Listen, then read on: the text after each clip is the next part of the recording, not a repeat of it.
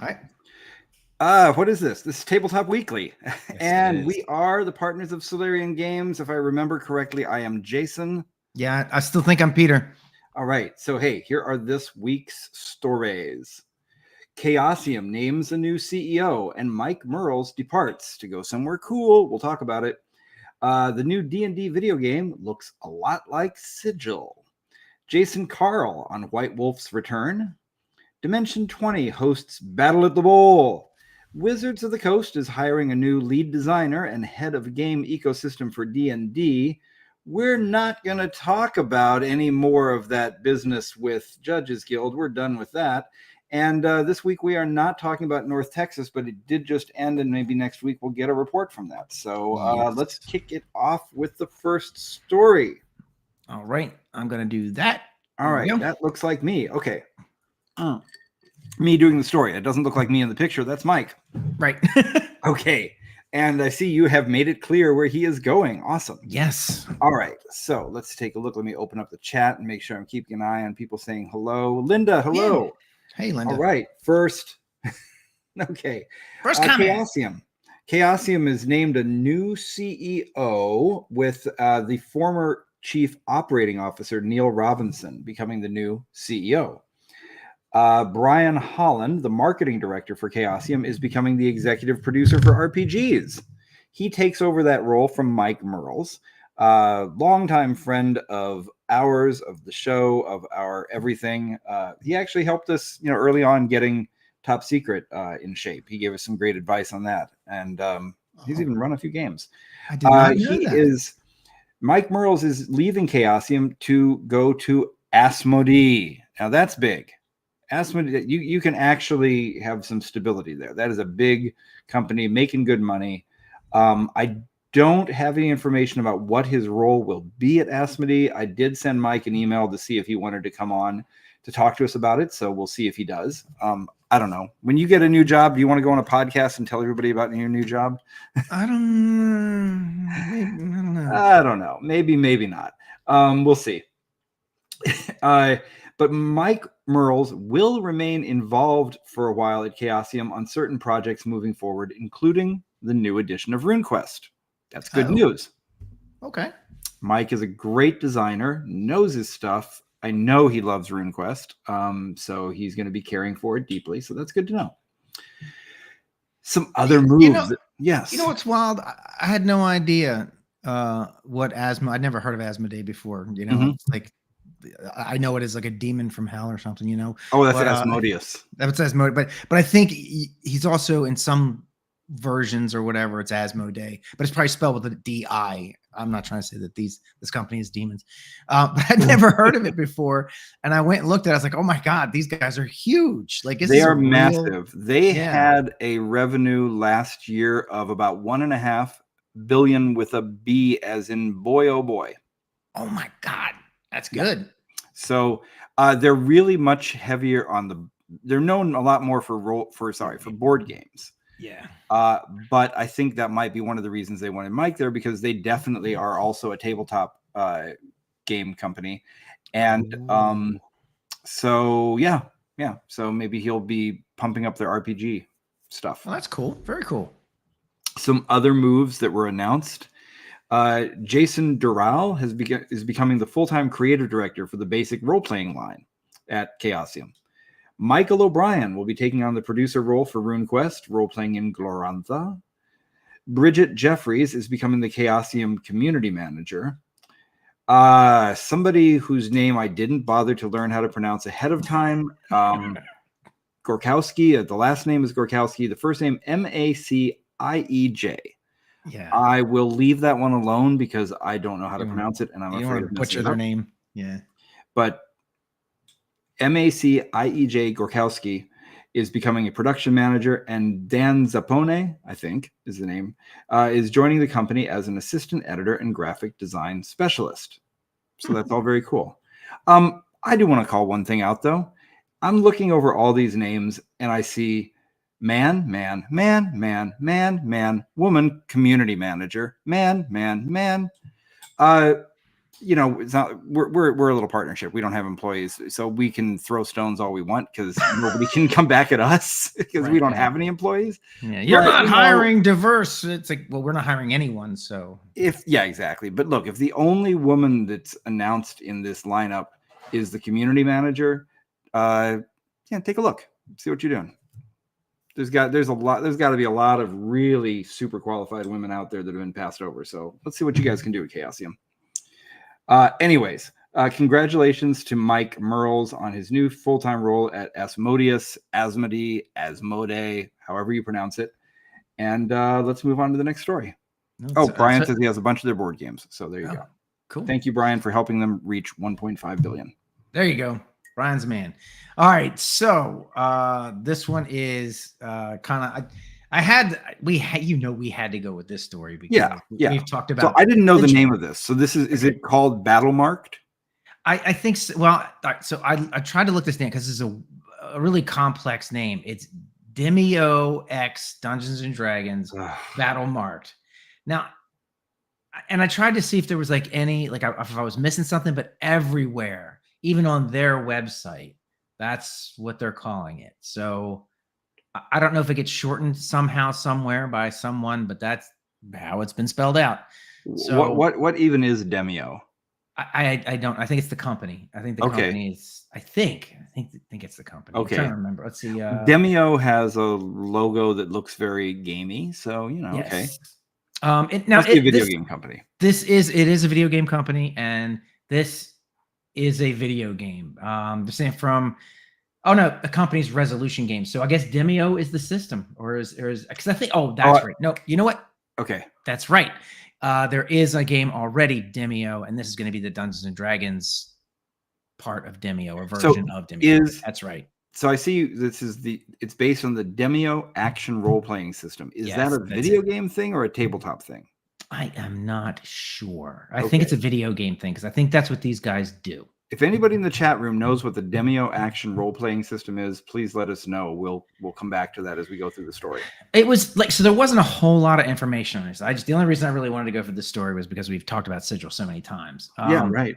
But it's the as if you're not familiar with it, it's the VTT that Wizards canned in March of 2025.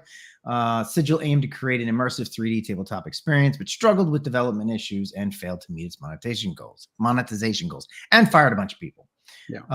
Battlemarked offers a similar experience, but removes the need for a dungeon master, automating game elements for players. Video game. That's what it is. Your first person video game. Hey, it's for one player and no dungeon master. Oh, you mean a video game? If they picked up a lot of the Sigil, I mean, it would be a shame for Sigil to just disappear and not have anybody do anything with it. If they picked up and ran with it and said, we're going to just take away the DM and just let you play it like a MMORPG. That's fine. Yeah, I mean, why not? Probably be fun. Probably be really fun. I did look at a video, an example of it, and it looked pretty cool. I mean, it's like instead of your character running around, it's literally you've got a figure that bounces from square to square, like you're moving it. So it's kind of cool. I have been thinking lately. It's been a very long time since I've played an MMORPG.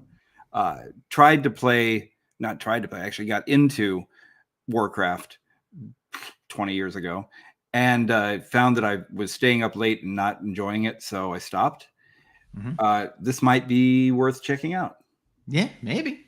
I actually was checking out a game, an MMORPG called Dark Ages, that apparently was big in the early 2000s, like around. I was going to say I've heard of this. Yeah, 2001 to 2003, really popular, tens and hundreds, I don't know, huge, massive community. And I saw a YouTuber do a video the other day where he said, I joined a dead MMORPG to see what it was like. Yeah, I've heard of that. He went in, this was like just a few days ago, he went in, this game that had once had tens, maybe even hundreds of thousands of people and really depended on it, now had a total user base of 38 people. And some of them actually seem to be multiple accounts for the same person. So it might have been as few as 10 or 20 people that were left. So wait, so he's running around in this like empty world. It's like a pandemic video game. It's like a ghost town. Right. And he finally ran into some people, and they were basically just there because they'd been there for decades, and it was just sort of their social chat. You know, they would just, it was like, instead of going to Discord, they would go into this video game and just chat. Wow. It's Sounds a a game lot that like Second Life. Remember Second Life? Is that Yeah. still around? probably still exists. Okay. And so he went in, and when he showed up, he's like, hey, I'm a new player. And it was such big news that literally every player in the game came to meet him. And they were like, a new person, because they were all at maximum level and had been for 15 years. Right. So somebody Let's at kill level 1. him. No. Yeah, no, at level 1, they were like, oh, this is cool. And a bunch of them made like level 1 characters so they could hang out with them. It was really charming. That's actually cool. It was actually a really immersive role-playing game. And so I joined it. I paid the $10 and I joined it. I haven't played yet, but I've seen that it has jumped up by like 4,000 or 5,000 people have joined now because of the video. Oh, that's really cool. So it's old graphics, you know, 2001 graphics. I'm emulating a Windows XP machine on my Mac to do it. That's awesome. But you know, so these kind of things, I'm into what they're doing with Battlemarked. Right. I would like to play this, and I'll say one more thing. So hold on, I don't know if you're hearing my Discord go beep, but I'm going to turn. I'm going to quit that right now because I don't know, it's bothering me. All right, hold on a second. Quit the Discord. Okay. I believe that ideas are worthless without execution. I have no trouble giving away ideas. So looking at this, you know, way back when we were starting Gygax magazine, I had big plans for what we were going to do because we had the TSR trademark. And one of the things that I really wanted to do, this was actually the first stuff I started talking to John Peterson about when I met him, is I wanted to make some kind of new experience for role-playing games using electronics that would be, or using computers that would be a different approach. Like I want to go sit in a bar or a coffee shop or whatever with my friends. We'd have nothing but our phones on us.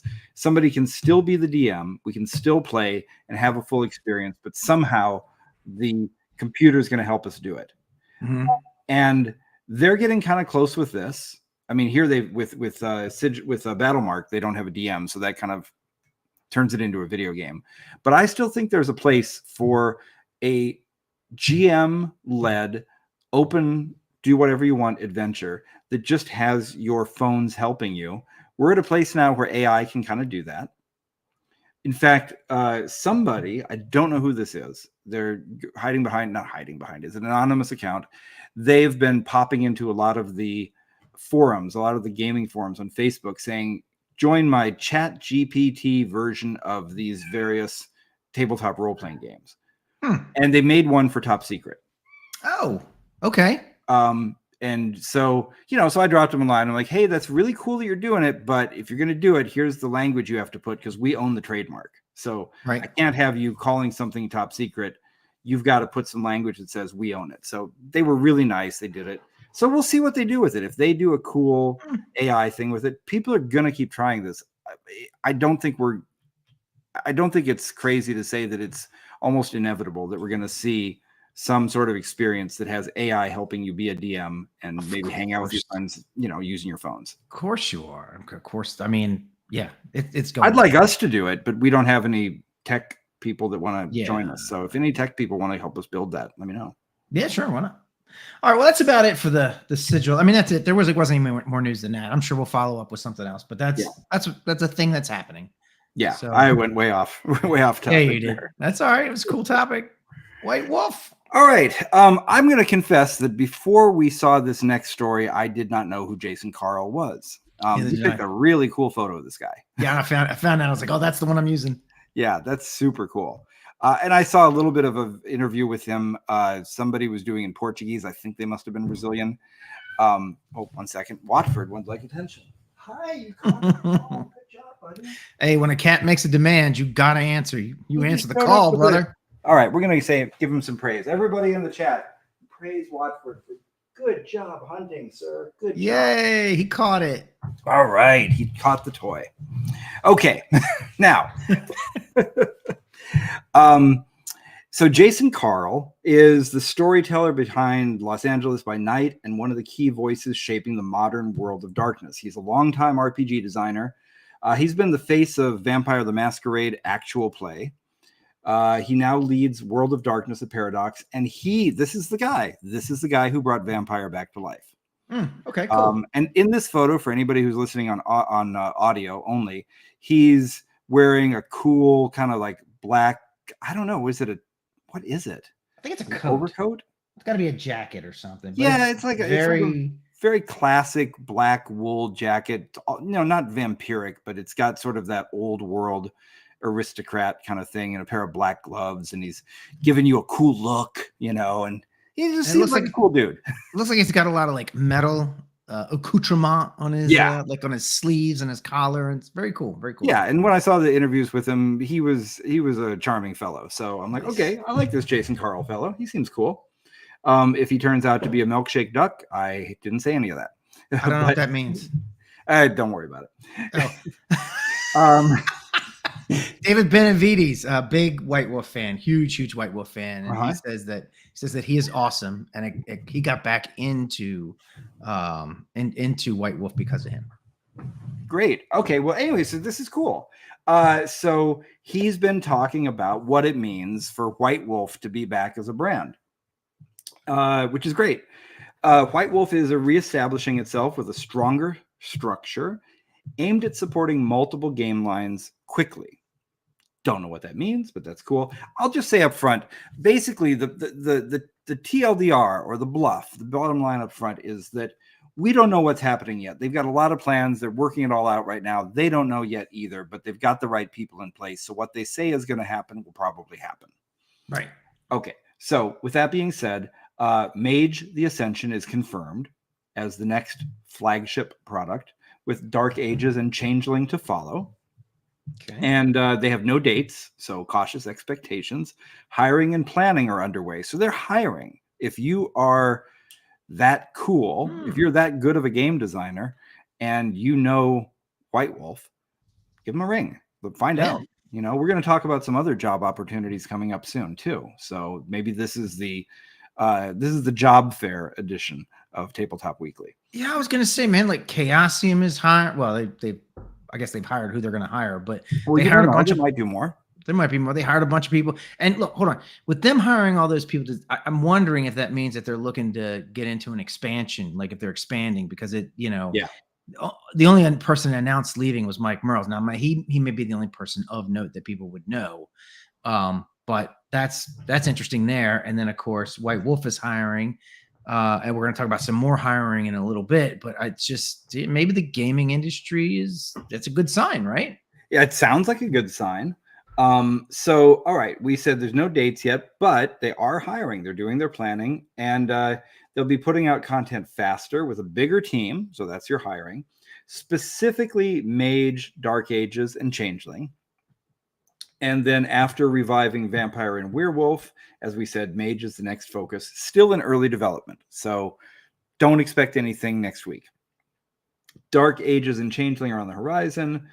So yeah, basically no firm release dates. Everything's still in planning, but you've got what seems like the best person at the helm, a real commitment to some great games. And it's probably exactly the right time for a White Wolf revival, everything goes in kind of 20-year cycles.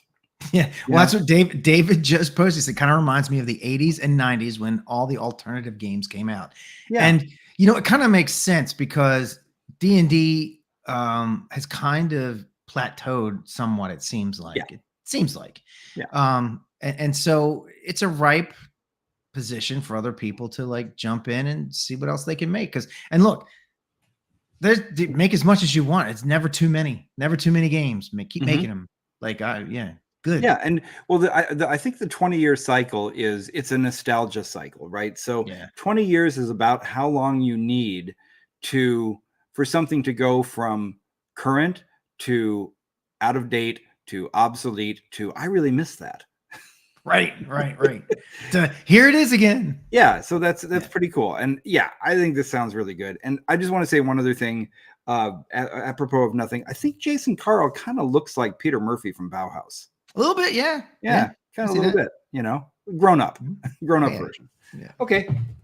Let's go to another story. Very, very cool. All right, we're gonna go to so this was, I have never heard of Dimension 20 before, but this came up. It was a big, gigantic event, so I had to go do some digging because I had to learn who these guys were and what they I were don't doing. recognize any of the faces in this. Yeah, I know.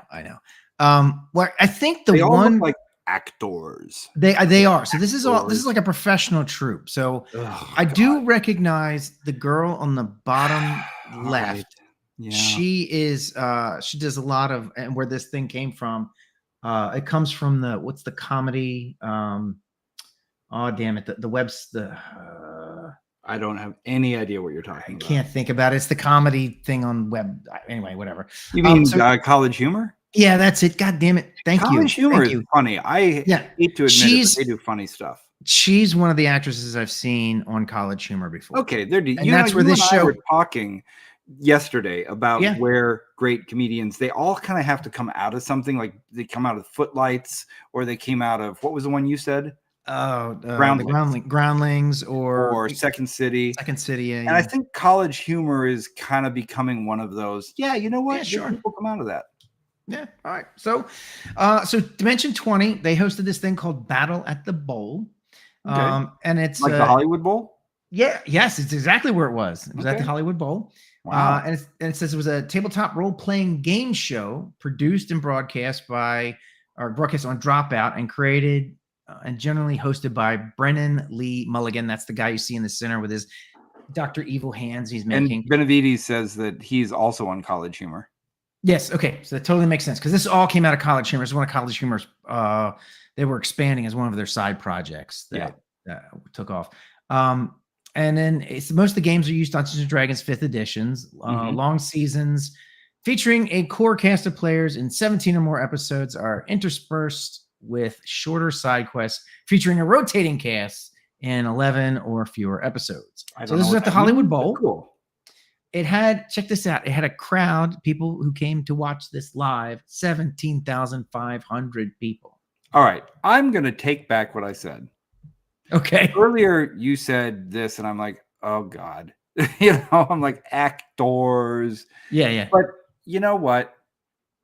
17,500 people go to the Hollywood Bowl to see this. Tell me that when I'm 12 and watch my brain explode. Yeah. That's awesome. Good effing job, you all. Yeah. And check this out. So they compared this. This was compared to Hall H at Comic-Con. Now, Hall H is that's the hall. I'm going to explain to you. I'll tell you what it is. Yeah, good. That is the Comic-Con because I'm afraid of crowds. Yeah, and it's too much. Hall H is that's the hall where they do all the ginormous big announcements. So when Marvel comes out and they're going to announce their lineup for the year, and Robert Downey Jr. walks out on stage, and all those people come out on stage. All the Avengers cast and Tom Holland and all of them come out, right? Attention, Marvel. Why don't you cast Eddie Deason in something? Right. Where's Eddie Deason in all of this? That's all I want to know. That's what they do, Hall H, and this had more people than that. Okay. Well, I mean, that's awesome. I might personally, I don't know. Maybe, you know what? Maybe it's great. I mean, I don't know. It's hard to say. Although I will say this. When you have that many people into something, my granddad had a saying when something was super popular, he would say, all those people cannot possibly be right about the same thing. I love that. But I'm gonna put my cynicism in a little box, and I'm gonna say I will check this out because I mean it's got puppets. Yeah, there's video of it. Puppets. I'm in. Yeah, there's puppets. So they had the fans engaged in the show with by bringing cosplay, puppets, and themed merchandise. The live storyline was dynamic with audience reactions shaping the experience. That's cool. You're talking 17,500 people, and they were able to do some interactive stuff. Now it might have been do you want them to do this or you want them to do that? And the people would cheer, and then it would be like this or that. For me. That's cool. That's pretty cool. And so the last note to all this is that the success shows that tabletop RPG entertainment is a growing phenomenon. Yeah. It is validation. So yeah. I But mean, you know this what wasn't make- people. Look, this wasn't people sitting at their homes on their computers. It wasn't 17,000 people watching a stream. That's nothing. 17,500 people got off their tukuses and went Paid, to the Hollywood paid, Bowl and paid parked money. and paid and Yeah. sat there and enjoyed it. Right. And interacted. They were part of, they did the thing. So that's cool. Very cool. I don't know why there's a 13 window Volkswagen Type 2 bus in this picture, but that makes me happy. I have no idea. Don't know what it has to do with it. I'm going to check this out. I'm going to check this out. There are videos on YouTube of, I think the whole thing is on there even. Pretty sure. You know, I didn't watch it. I didn't watch it because it was like 3 hours, but Well, if you have got a 3-hour drive and you just want to listen in, that could be a cool 3-hour drive. Yeah. Like when you have to drive up to Northampton on May 30th, 2026 for a reason we won't talk about yet. Yeah. There's that. But this gets me thinking of what I really want to see. I want to see the Muppets do an actual play. Oh my God. Kermit and Fozzie and Gonzo and Dr. Teeth. Right. That's what I want to see. An animal has to play a barbarian, right? Oh, yeah. No, animal should play a wizard because it would be so against type. Fozzie could play a bard. Yeah. Who's the big 7-foot tall guy? I love Snuffleupagus. Him. I forget his name. Snuffleupagus. No. Sweetums. Oh, Sweetums. Okay, I know Sweetums. Sweetums is my favorite. I love Sweetums. Sweetums could play a gnome. Okay. Yeah. We were at page 2. Our vendor booth was right next to some puppeteers who worked with the Jim Henson. They trained with the Jim Henson Character Workshop. And maybe we'll get lucky and be near them again next year. And we can talk to them and talk them into it. Yeah, that would be cool. Oh, man, that would be great. Could you imagine? Oh, my God. Can you imagine us doing a live stream of Top Secret? Oh, my God. This would be the best. We do a live stream of Top Secret. And everyone who's playing, the camera shows only the puppets. And the people are playing the puppets playing Top Secret. That would be amazing.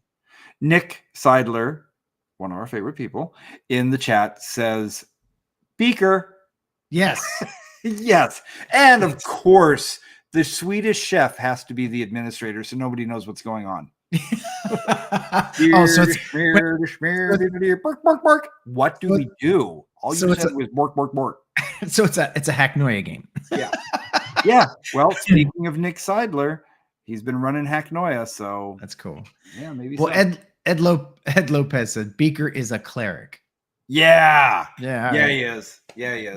Okay. Well, actually, he's an artificer, but we'll go with it. All right. Let's go to another story. Let's keep it moving. Because I know you gotta get to a movie at 10 p.m. tonight. I do. My daughter wants to go to a movie tonight. What are you guys gonna see?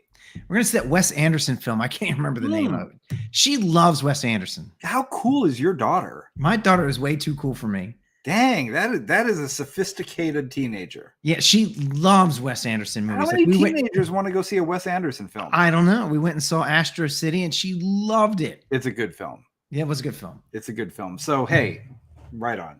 Give her 2 thumbs up. All right, we said this was the job fair episode of Tabletop Weekly, and it is. All right, everybody. Do you want a job working for Wizards of the Coast? No, maybe you do. They are hiring a new lead design. Oh, Nick Seidler says Hacknoia is very close to done. We'll talk about it. Oh, shoot. Nick, give me a call after. Nick, come and join the Discord. Join the Discord after this. Let's talk about it. Yeah. If you don't have an invite to the Discord, say so in the chat. I will text you an invite to the Discord. All right. Wizards of the Coast is hiring a new lead designer and a new head of game ecosystem for Dungeons and Dragons. What does that mean? We're about to hear what it means in very specific corporate speak. All right. Wizards of the Coast, as we talked about before, Chris Perkins and Jeremy Crawford, 2 incredible people, so important to the gaming community, so core to everything, have, reached the point where they're taking the next step in their careers. I don't know where they're going. They're probably going to go become senators or something. I don't know. But I have no idea. Maybe they will. I hope not. That's a terrible career move. Maybe they're going to become mercenaries and fight in the Sudan. I don't know what Okay. they're going to do. Anyway, point is they've moved on, and so Wizards of the Coast has posted job listings for a new head of game ecosystem for Dungeons and Dragons, as well as a new principal game designer for the game. Both are high-level positions focused on product execution for Dungeons and Dragons, with 8 or more years of experience in game design preferred for both roles. And I'm pretty sure when they say 8 or more years, they're not talking about, I've been playing D&D since the 1980s. No. I mean, production, like 8 years working at a game company. You're at Chaosium, you're at Asmodee, you're at Goodman Games, you're at Frog God, you're secretly working for Solarian and we didn't even know it. Whatever it might be. 8 years of actual experience getting paid to design games. Let's go ahead and look at the job titles or the job descriptions. I'm laughing because have you ever had to write a job description, Peter? Not really. I mean, I have hired people, but that was sort of word of mouth. So I never really had to write the actual description. Okay. But I'm sure there is the friggin' stupid language that has to go with everything corporate. Well, it is the worst. You know, I'm going to just say right now, if you're in the job market trying to get a job, you're stressed out. You're worried. The economy is weird. Looking for a job is weird. You feel like you are one of a million people just clamoring for this position. How are you ever going to get in the front door? And you go into the interview and you're nervous and you're like, do I have to impress them? But let me tell you about the other side of the table, because I have to do this a lot. I do a lot of hiring. You are, as the person hiring, you are nervous as hell. You have to write a job description and somehow explain what this job is without scaring people off. You can't write, this place is utter chaos. You're going to go crazy. They're going to drive you nuts. You're going to work hard and you're going to be sad and you'll cry on Thursdays. You can't put that in there. Right. And the big pressure on you when you are the hiring person is you better make the right decision, because if you bring in a jabroni, they're going to blame you. Mm-hmm. Now what are we going to do with this chuckle F?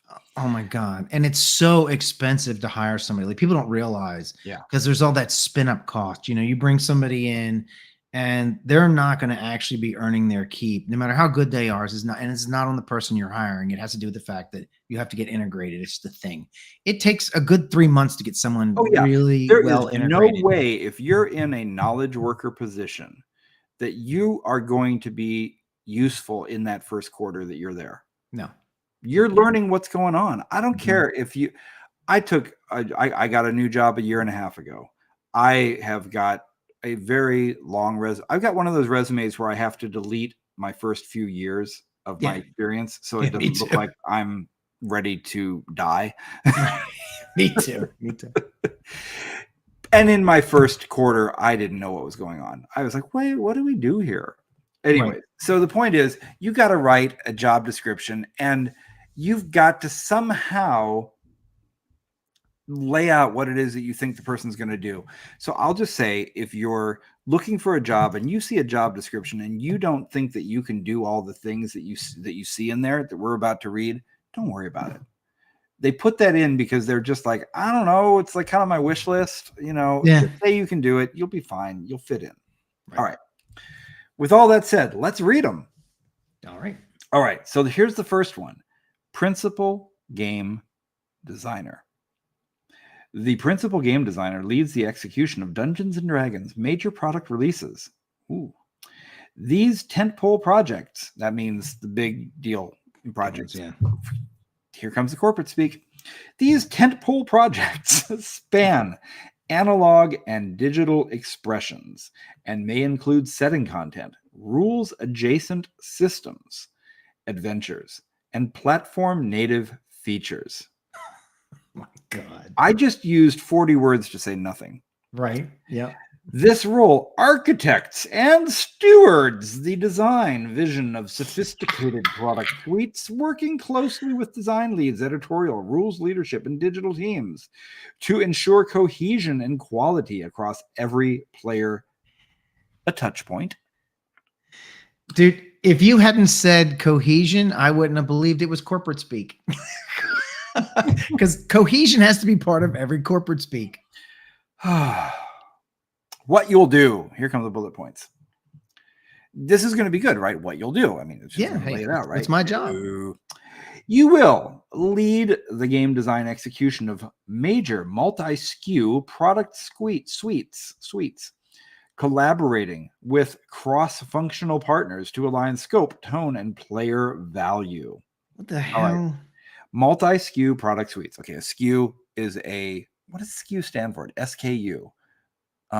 Serialized something unit. I have no idea what it stands for. We say it all the time because basically an SKU is the number you have assigned to an individual product, and it stands for something. Right. But it's sort of like the serial number of a product. Yeah. Like factory records, everything was Fact 1, Fact 2, Fact 3. Those were their SKUs. TSR, they used to be, you would have U1, the salt marsh, right? That was the SKU. Right. We have way complicated ones. Yeah.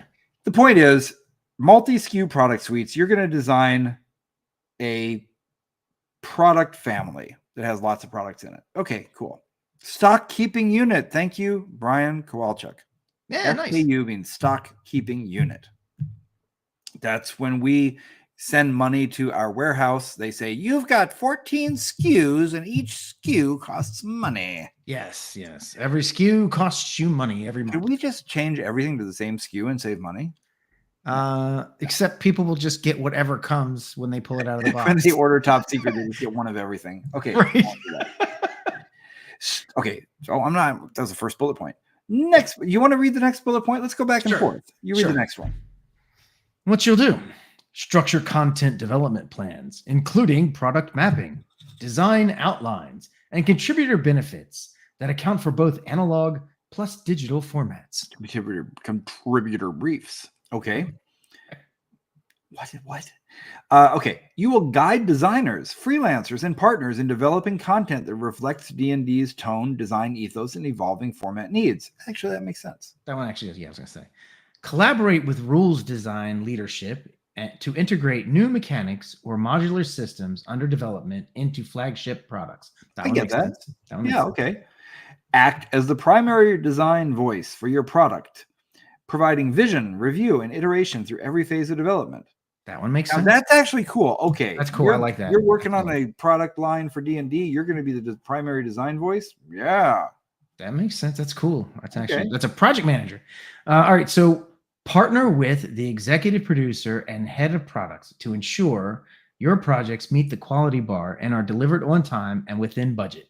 Oh, all right. Makes sense. This is pretty cool. So principal game designer, I'll read between the lines here. Wait, did I say Brian told us it was a SKU? It was Nick Seidler told us that. Okay. All right. So a principal designer, that's basically, you're not a director or a manager, but you're basically the lead. Yeah. And that's a very important thing. You're hands-on, you have to do the work, but you're also the one that you're the, what do they call it? The one throat to choke. Yeah. Yeah. At my work, that's a project manager. You are the belly button. Right. Button. Well, I mean, you're the center of everything. Everything flows around you. Nothing gets done unless you okay it. And so everything that goes right and everything that goes wrong is your fault. Not whether you did it or not. You may not have done shit, but if it happens, it's either your benefit or your fault. It's kind of like being a sergeant. Mm-hmm. Yeah. I saw one of my favorite YouTubers is he's active military still. He's an officer and he's just funny as heck. And he did a thing where he talked about what does it mean to be a NCO, or what does it mean to be enlisted, NCO, and an officer? If you're enlisted, you're doing all the actual work. Anything you're happy that happened, thank an enlisted person. Yes. If you're an officer, your job is to create the problems for everybody. Yes. Yes. Which, he said as an officer, that's cool. And then if you're an NCO, which is like a sergeant, non-commissioned officer, you basically take all the crap that comes from both directions. Yes. Yes. And that's kind of what I do at my job. And so I've been there. I hate it. Yeah. If you ever see all of my hair fall out, if I come bald to one of these shows, you'll know what happened. Hey, look, people they say they hate middle managers. Well, most middle managers hate themselves more than anybody else can hate them. They hate that job more than anyone else will hate them. So there's that. But hey, my job lets me get those computers, those little computer museum you see behind us. So anyways, this is kind of in that area. If you could do this job, it means that you know how to manage people without being given the authority to do it. And you know how to be a great designer, and you know how to deliver quality. That is a difficult job. Right. If that's your dream job, go get it. It also seems like it's going to be one of those jobs where you're going to have to, one of the things you're going to have to be is one of those people who know when to say good is enough, when to say pens down. Yeah. Like you're going to have to say, this is what we're going to do, blah, blah, blah. And then you're going to have to be the one to go, all right, that's it. This is done. Well, it could be better. Of course, it can always be better. This is what it is. It's good. Yeah. So that's the first job. So if you want to be a principal game designer for Wizards of the Coast, that's your job. There's one more job available. Here we go. Yeah. What the frig is this? The head of game. This actually sounds really cool. The head of game ecosystem. It's a crucial leadership position, responsible for driving the complete design and evolution of the Dungeons and Dragons game system. This is a big deal. Yeah. Okay. This role ensures consistency across all game releases, both physical and digital, although you don't have to worry about sigil. Right. Preserving the integrity of the rules and mechanics while encouraging innovation. All right. Stop innovating. It's D&D. Stop innovating. Okay, what you'll do. I'll start it off. Let's go back and forth. Number one, you will define and drive the long-term vision for D&D's core rules and gameplay systems across all product formats. Let me just stop on that bullet point. Yeah. They are looking for somebody who will define the vision for D&D's rules. I wish James Carpio was still with us. Yeah. This should be his job. That should have been his job. Absolutely. All right. Own the rules roadmap and ensure mechanical consistency and interoperability. Not inoperability. It's the opposite of that. Interoperability between releases. That's cool. Very cool. Yeah. Propose and lead ecosystem forward product initiatives. Corporate speak. That is corporate speak. System-focused releases that reinforce the health, extensibility, and accessibility of the D&D rule set across play formats and player types. I don't know what that means. I don't know. That's a terrible sentence. All right. Lead and mentor a team of game designers and developers to deliver high-quality content at scale. Cool. This sounds like Mike Mearls' old job. Yeah. Okay. Yeah. So it's not only so this person is going to not just have to worry about doing their stuff. Part of their job is going to be to bring in the next group of people, lead them, teach them how to do it. That's cool. I like that. That would be a cool. I'm as we're saying this, I'm trying to think about all the people we know across the industry who could do this job. I don't even know. Partner closely with product management, narrative, and digital teams to align game systems with franchise goals and player needs. It sounds like you have to work with the suits. In other words, like they want you to work be that go-between between the suits and the designers and the players to make sure. What they're saying in this sentence is business wants you to make money. That's the franchise goals. How are we going to get more money out of all of these, yahoos that are playing our game? But on the other side, players want to have fun. How are they going to have a good time? How do you keep the players having fun while the suits get the money? That is a tough role to be in. Jesus, sounds like a politician. Yeah. All right. Nick says, imagine working for a company where you want to give them the best advice and they just ignore you so they can make more money. Oh, and you need to have 8 years of experience for that. But here's the thing. If you are working in this role for Wizards, yes, Hasbro is a publicly traded company. You have got to deliver quarterly results. But if the players leave, you have no results. Right. So that's the balance. Like, yeah, the company says we're not going to listen to you. We want to make more money. But if you just do, we're going to maximize shareholder value and you ignore the actual players, pretty soon you're going to have nobody left. So it's a balancing act. Yeah, Jesus, that's rough. All right. Is the next one mine or yours? I forgot. I think this next one's yours. Okay. Develop frameworks and tools to support scalable content creation internally and externally without compromising quality. What does that mean? Okay. That's all right. It means nothing. It just means that you've got to continue to grow the product line and to continue to increase the number of people playing, and you gotta not compromise quality while you're doing it. So in your rush to do all of these things, don't just put out some Minions tie-in because it would have made money, because that would compromise your product quality. Right. Okay. Represent D&D's systems vision internally and externally, acting as a voice of authority and alignment. Oh, good. We got the word alignment in across all design efforts. No, I'm just saying companies. That's another corporate word. That's another corporate-y word. Yeah. Oh my gosh. But basically what they're looking for is somebody who is going to be the vision for where D&D's rule set goes. How are you going to keep the players happy while you're continuing to make money for the company? Which, let's be honest, you have to do.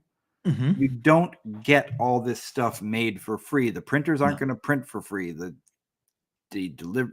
shippers aren't going to ship it for free. The stores aren't going to sell it for free. Right. It's a business. Right. And you got to do that while keeping D&D. So that's a hard job. I'll tell you, the first job sounds a lot better than the second one. Yeah, but it's that second one that they really need. And I don't know. Maybe Joe Goodman could do it. Yeah, maybe. Oh, Nick says it means you can create the same feeling of Dungeons and Dragons experience using an AI online bot. Yeah, right. Yeah, I don't know. Honestly, I'm gonna just say this. I'm gonna put this out there. You know who I think should have the head of game ecosystem job? Who's that? I mean this sincerely. Luke Gygax. Oh, Luke Gygax should have this role because he has been a colonel in the army. Oh, yeah, right. He knows how to lead. Yes, he does. He is not beholden to some OSR vision. He doesn't spend his time going around and saying like everything after 1976 was dumb. No, he is very tuned into what the modern player loves. It would be a very, very cool PR move.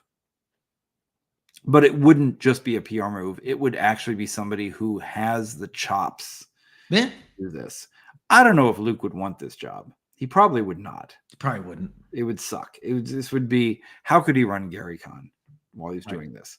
But I'm sending him a text right now. I'm going to do it while we're on the show. I'm going to send him a text right now and be like, Luke, you should have this job. Okay. Nick wanted to follow up. He wanted to make sure that people knew that his comments are not anti-business or inside of Wizards of the Coast. They're about the delicate balancing act of being able to manage a high-end product while other people have a different vision of how the company will move forward. Yeah, it's true. Yeah.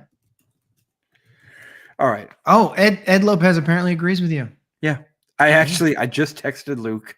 Nice. So, I should not drink during this show. Oh yeah, I can't tonight because I'm going to be driving. Yeah. All right. All right. So, anyways, there's some jobs for y'all. Go get some jobs. Right. And whoever gets the job, please let us know how it is. Yeah, let us know how it goes. All right. So, I think we're wrapping up. That's it. That's all we got. I mean, we talked a lot. You know what, though, Jason? What's really interesting? I do not know what's really interesting. I don't know if you can see this on your end because I run the show, but like the behind the scenes of the show. But we have 17 viewers right now. That's the most we've ever had at one time. Everybody. So that's cool. Yeah. Thanks for joining us, everybody. That's awesome. I'm going to say something about that.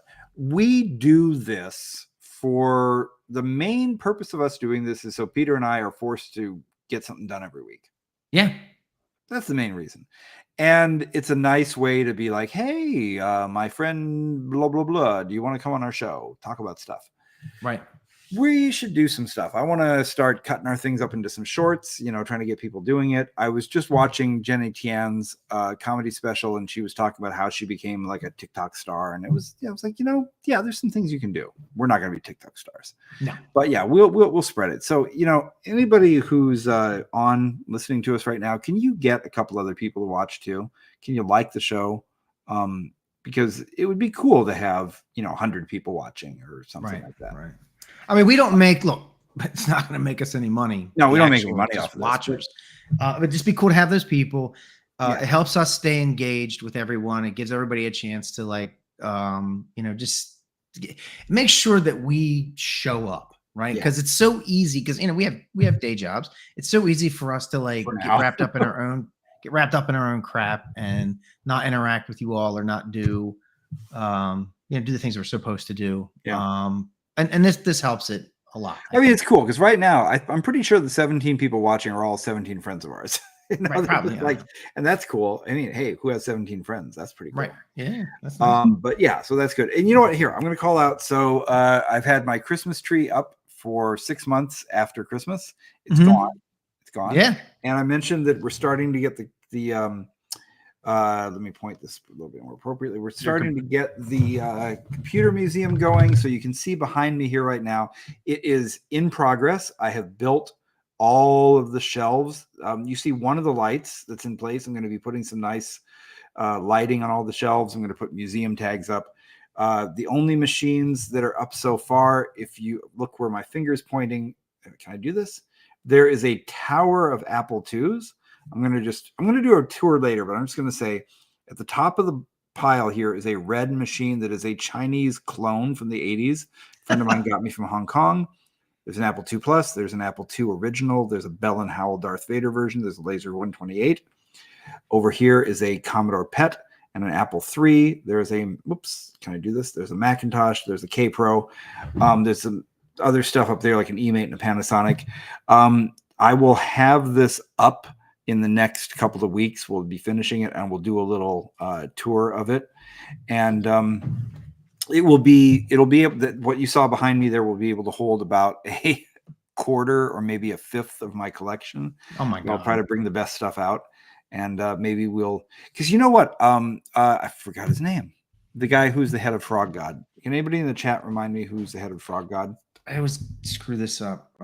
Anyways, we were chatting. No, it's not Lord. We were chatting at page 2. I didn't know who I was talking to. We were just nerding out about being vintage computer collectors. And then somebody's like, "Oh, he runs Frog God." I'm like, "Okay, well, let's hang out." So maybe we'll have him on and we can nerd out about these things. Okay. And Ed Lopez asks, "Is there a Trash 80 in there?" Yes, there will be. I have got a TRS-80 Model 4, the one that most people think of, the one that looks, kind of fits in with the Commodore PET and the Apple III, things. Zach, thank you, David. And so, yes, I have a TRS-80 Model 4. I do have several TRS-80 Cocos, the color computer. I've got an original TRS-80 Model 1 that'll go up there. And my favorite TRS-80 is the TRS-80. No, not Bill Webb. That's not who I'm thinking of. Who am I thinking of? Anyway, it doesn't matter. The TRS-80 that is my favorite of all the Trash 80s is the TRS-80 Model 100, the first laptop darling of journalists worldwide. I will bring it on the show sometime and show it off. It'll be fun. So Cool. yes, Ed, I have a lot of TRS-80s. Yeah, my area is not going to change very much. This is my gaming / hangout room. So Yeah, the only thing that's going to change is I'm going to get some of the art up that I've been meaning to get up. What's behind me? This is the great room for our house. This is like the room where I don't even know what it exists for. It's just the big room with the tall ceiling, and that's where we put stuff. So I don't know. We'll see. Yeah. Anyway, we'll do a little tour of it later. So we've done all the stories for tonight. We will be over in the Discord. Nick, you said you would join us in the Discord, so I'll text you right now to make sure you have a link. And I know, Peter, you're only going to be there for a few minutes because you've got to go see the cool new film. Yes. And that's it for tonight. If you are a Patreon member, you will have an automatic invite to the Discord. And if you're not, then join us. And we talk about whatever you want to talk about. This is not official. This is just fun. Yeah, we don't record it, so we can get PG-13. Yeah. R-rated. All right. See you guys later. After dark.